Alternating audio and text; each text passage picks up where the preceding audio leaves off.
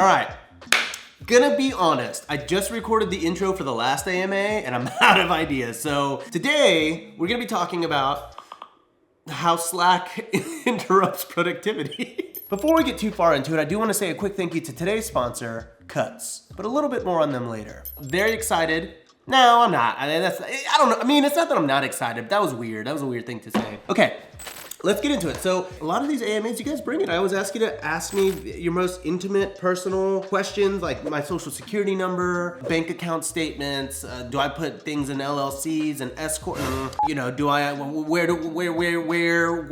are? That's my impression of Nick Cage as a pirate. This is my impression of Nick Cage trying to spell ruminate in a spelling bee, but he can't get past the first two letters. Are you minate? All right, let's get into it. Here's the thing with like analytics and like how analytics kill creativity. Analytics say, oh, just cut out all the fluff and get into your video. My audience, I took a poll and they said, cut out the fluff, no funny videos. But then I was like, without raw built intros, it's not a raw built video. So I'm sorry, today you are stuck with a long-winded intro, but not too long where you're gonna click away because we're gonna get into it right now. First question of the day is, do you feel famous now?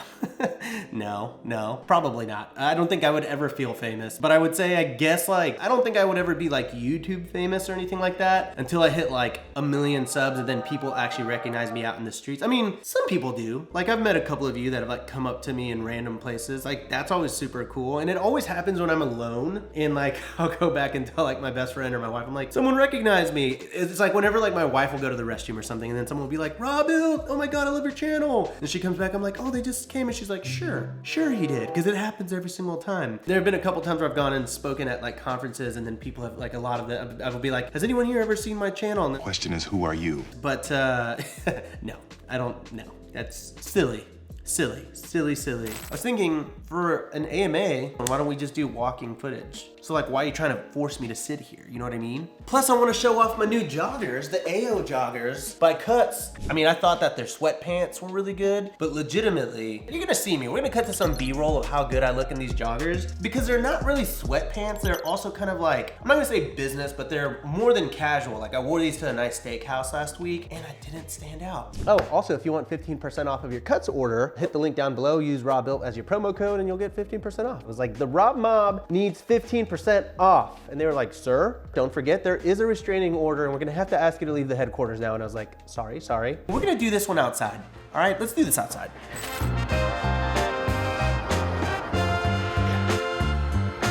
Are we good? We're doing this? Because we got some diamond cutters in here. All right.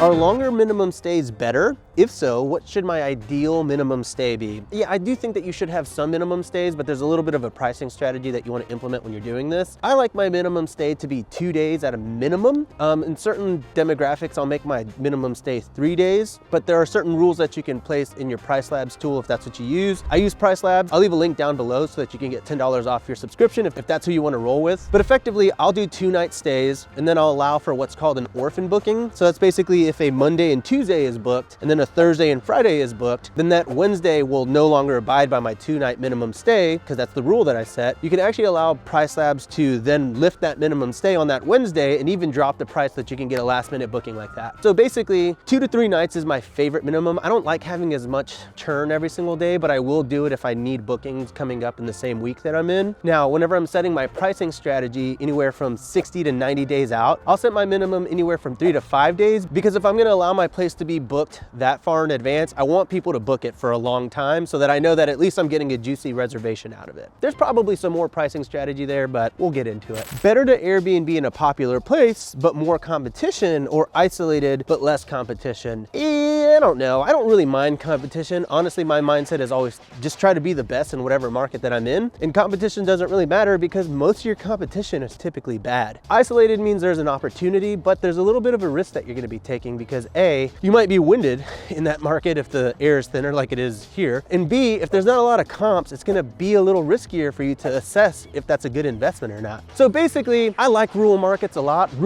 I like rural markets quite a bit, but the comps don't necessarily always support support it. So there's a little bit of a risk either way, I'd say. Ultimately, comp it out. See how much your neighbors are booking, see how much they're booking for, see if there's an opportunity, see if you can out-design your competition, see if you can outprice your competition. There's so many factors. There's no right or wrong here. At the end of the day, do you have a crush on your house? Is it a little cutie croissant? If it is, go for it. I wouldn't let all those little things hold you back. I mean, there's no right or wrong in all this kind of stuff. There's just what's right for you. I think I found a killer deal, but I'm nervous. Of course you are. If you haven't done Airbnb before, if you haven't done real estate, if you haven't done long-term or multifamily or anything, it's gonna make you nervous. Guess what, guys? I've been doing Airbnb for a while. I would say I'm pretty good at the stuff that I do. I certainly have enough experience to figure out literally anything that I want to go out and venture into, whether that's multifamily or storage units or anything like that. I still get nervous too. I really do. At the end of the day, we're all gonna suck at things that we've never done before, but that doesn't mean that you shouldn't pursue a deal. Because at the end of the day, guess what? If you put an offer on a property that you really, really like, there's no law that says you have to buy that property. You've got so many outs. You've got your inspection, you've got your appraisal, you've got financing contingencies. You've got so many opportunities to walk away from a deal if it doesn't comp out once you start running your due diligence. At the end of the day, your fear is holding you back from ever getting into a deal that you'll never get started in real estate. So if you find something that you think is a deal, put the damn offer in. Just do it. You don't have to close on it. Put the offer in, get it locked up, because this market is absolutely crazy. Then talk to your realtor, then talk to your peers, then talk to other people on Facebook forums, try to find an Airbnb host in that city and feel better about that investment. If all of those things don't pan out and it turns out to be a really shitty deal, guess what? You can walk away and you can probably get your escrow money back too. So if you want to get into real estate, whether it's short-term rentals or long-term rentals or whatever, and you're serious about it, just put yourself out there, have a little bit of faith in yourself, place a bet on yourself, because guess what? You're pretty smart. You're gonna figure it out. Okay? You gonna do it? You're gonna put that offer in? I hope you do. And I know you're a host camper that asked that, so put the offer in. Is it always a numbers game when it comes to a bidding war? Been getting outbid? Yeah, it is. Unfortunately, as much as I'd like to say the property that you want, that dream croissant that you've been dreaming of, is gonna be yours the moment you put your offer in, no. You can put an offer in, you could be the first one to put your offer in, you could be $20,000, $40,000 over asking price, and you still probably won't get it. And that's why I always say, don't get married to a property the moment you see it. Expect that you're not gonna get it. I have lost out on my dream home, I don't know, 100 times at this point. Literally every house in my portfolio was not my first choice. But that's the reality of short-term rentals in the real estate market today. So more than likely, you're not gonna get your first choice. So all you can do is find something that works. If it comps out, for the most part, put an offer in. As I said earlier, you're not bound to that property. If you run extra due diligence, it doesn't work out, you can always walk away. At this point, it's gonna behoove every single person watching this. If you wanna get into the short-term rental game, make offers, numbers game, get the offer out. As soon as you see something, comp it out very quickly, put an offer in. If you get into escrow, run your due diligence, but don't waste time overthinking. That's the only way you're not gonna get started. Sorry, I don't mean to sound mean or harsh, but a couple of things. Stop overthinking it. And two, it's pretty cold out here, okay? That's honestly it. I just want to be done with this section. Would you rather have more small, medium-sized listings or high revenue listings? Same revenue. I will take one listing that makes me the same amount of money as 5 listings. So that means if I have $1 million property that grosses $200,000, I'll take that 1,000 times over 4 properties that make me $50,000 a piece. It's the same amount of work. Even if it's a little bit more work, it's less work than managing 4 properties. Even if these 4 properties are very smooth, functioning, well-oiled machines and all that kind of stuff, you're still self-managing 4 properties. But this one property over here that's $1 million, it might require a little bit more effort than a cheaper property, but it's definitely going to be a lot easier than managing 4. So always I will take the bigger property. Would you ever do an Airbnb in Orlando? Relatively certain that it's illegal to do Airbnb Orlando, but kiss me. Kiss me. But Kissimmee, Florida, it's like right outside of Orlando. That's a very hot short-term rental market. And out there's some very creative Airbnbs where people will spend like $200,000, $300,000, $400,000 to make like their houses completely like Disney themed, Star Wars themed, Avengers themed, and they're like super crazy and they gross like $500,000 every single year. So for me, it's my goal to do that. I don't necessarily want to buy someone else's vision though. I'm kind of stubborn that way, just being a creative. So I would like to go and build a house in Kissimmee or like buy one and then rehab it to be whatever theme or idea I have in my head. Quack, quack, quack, quack, quack. Stop, quack, quack, quack. But yes, I would do that area for the most part. It falls right into my quadrants of national parks, state parks, vacation destinations, and eclectic towns. Kissimmee, Orlando, that's a huge vacation destination for all the Disney World crowd. Moving to LA, any insight into the tiny home rental industry? Yeah, there's a lot of people out there that will go and look at like Redfin and Zillow and find a piece of land for like $50,000 and be like, oh, if I buy this piece of land, I'll throw a tiny house on there. It's a pipe dream, unfortunately. I do have a whole video on the misconceptions around tiny homes. I'll link it right here. That goes into why the tiny home industry is a very desirable thing, but it's really a lot of marketing, and there are a lot of kind of cost implications and permitting implication that goes along with it. So as much as I want you to have a tiny house in LA, it's not the most practical thing. Do you have a property price point? Yeah, you know, at this point, I'm really not buying properties that cost me any less than $1 million. Every single property that I'm gonna be going for moving forward are gonna be luxury properties. $1 million is really gonna be the starting point for me, probably looking closer to $1.5 million to $3 million, like the $3.25 million house that I'm gonna close on in Arizona not too long from now, in about a month. Not because I don't care about the small houses as much anymore, but again, my time is so limited these days that I can really only focus on a very finite amount of properties, and so I gotta make every single one count. All right, well, we're back inside because A, the battery died, and B, it was highly cold, and C, thanks again, Guts, for sponsoring today's video and keeping me warm and looking good. No, it sounds like I'm joking, but I genuinely mean that. Outside of scalability, what other downsides are there to running an Airbnb business? I talk about this every so often on the channel, but I would say the really big thing is, for me, I really try to keep my management anywhere from really ideally 2 hours a week, but it can be anywhere from 3 to 5 on a tough week. And the thing is, it's not cumulative hours, right? So basically what I mean is you're gonna be spending 5 minutes today, 10 minutes tomorrow, 1 minute tomorrow, and then 1 minute later that day. And those little minutes that you're using to manage your property are always gonna come at the most inconvenient time, like as inconvenient as it gets. I'll give you some examples. You're gonna put your daughter down for a nap. You gotta feed your son. You're walking into the most important business meeting in your career, and you get a phone call like right before that your roof caved in or something like that. You're at the movies. Oh my goodness, this is perhaps the #1 biggest downside of Airbnb that I've never talked about on the channel. When you're a full-time Airbnb host, you will never enjoy movies again at the theater. Like, you'll love movies, like watching them, but you can never go watch a movie without just being petrified that something is gonna happen. And if you feel a vibration in your pocket, you have to check it. You have to be that freaking idiot in the movie theater that's texting, that you're like texting, and then your wife is like, what are you doing? It's Airbnb, and go do it outside. It's gonna be fine. Shut up.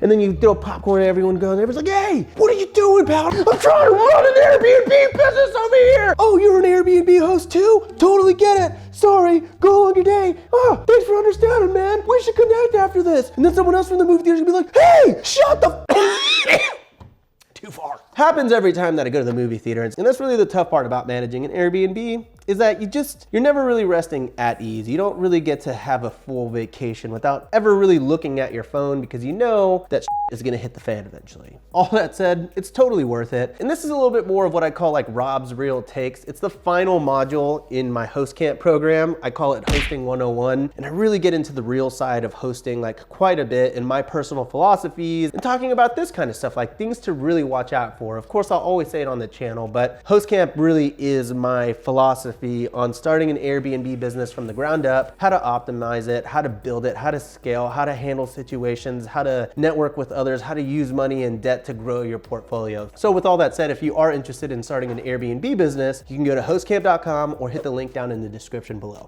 How do you find CPA tax accountants who know real estate and STR? So there's 2 companies that I'm gonna refer you to here. TrueBooks, that's who I use for my taxes. They're awesome. They are real estate focused. If you wanna book a call with them, let them know that you're from the Rob Mob. I'm gonna leave a link down below. And the other one is Accountability, and one of the partners of that firm is actually Kai Andrew, good friend of mine, and they will give you a free tax consultation. And I really like them, and I like their process, and I think that they're gonna really crush it for anyone in the short-term rental space. So if you are interested in working with them, I'll also leave a link down in the description for you. After publishing my first listing, how long should I wait until my second? when you're ready. If you got money to buy your second one and you feel like you got it, if you took Host Camp and you're like, man, I am ready to scale so fast, do it. Like, go out, make your offer. I think you really got to just start staggering your offers and your builds and everything like this. And what I mean by this is that you want irons in the fire at all time. That way, whenever you launch your first property, you're already working on your next project. If you launch your first property and you don't start working on your project until that property is launched, you've lost so much time in due diligence and escrow and inspections and construction. If you want to do a new construction, that it's going to take you so long to get started on that next Airbnb. So I think if you've got the capital to do it, you've got some experience, you've done your research, start putting those offers out as often as you can so you can start executing faster the moment you're done with the previous deal. Themed or just very nice and on-trend Airbnbs, I mean, obviously I like themed houses. There's no question about that. I've done reactions on themed houses and yeah, you know, I like them for the most part. I did a Casa Conejo, is all rabbit themed. There really is just such a fine line between themed and hokey. And so I think that if you're a great designer or you're working with a great designer and you're very creative and you can curate a space to be very cool versus very gimmicky and like cheesy, then go for it. But it's just a very fine line to walk. So I'd be very careful. I even think being trendy can bite you in the butt a little bit sometimes. When I built Casa Mariposa, that was all trendy. Those wallpapers and pink colors and green colors, and it was all very trendy, and I would still do it today, but that house isn't necessarily gonna hold up 5 to 10 years from now. So that's stuff that you have to actually think about when you're establishing an Airbnb is how timeless is it and how soon is it gonna be before I have to remodel it to not be kind of hokey. So you really wanna give yourself a more timeless look. And so one example for this is, although I don't necessarily love white shaker cabinets, they have pretty much withstood the test of time over the last 20 years or so. They've always been nice. They'll probably be nice forever. So I might just start going with more basic finishes like that and making my spaces flourishing through the actual design and decor.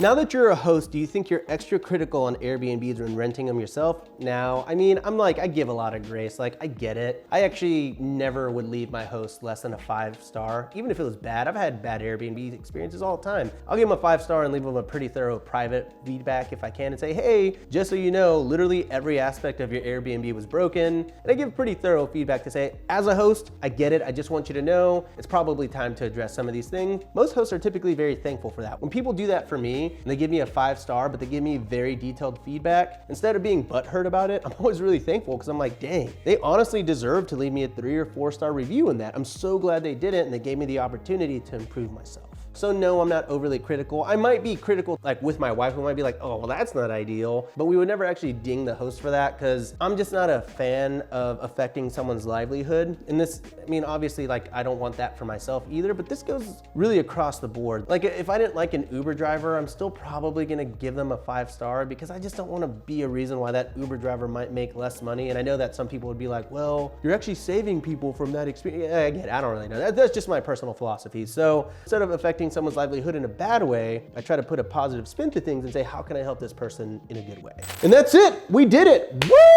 Woo-wee! That was a lot of questions, and I don't really know how many of these are gonna make it into the final video, but I appreciate it. If I missed anything and started uncovering a golden nugget that you're like, oh, I really wish you would have talked about this more, leave me a comment down below. I'll do it next video. I love doing these AMAs because they give me new questions and new problems to attack, so I genuinely appreciate it. But that's it. I guess I'll catch you on the next episode of Raw Bill or on the next episode of Bigger Pockets too. All right, catch you later. Bye-bye. All right, see you later.